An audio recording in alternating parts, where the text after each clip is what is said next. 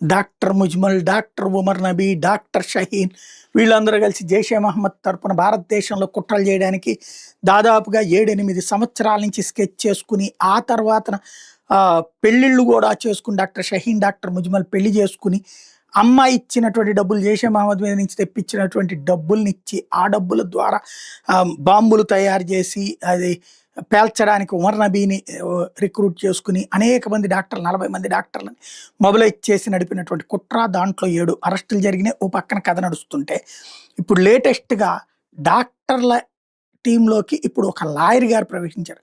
హర్యానా పోలీసులు తాజాగా lawyer Mohammed Rizwan arrest చేశారు నూహ్ ప్రాంతంలో నుంచి.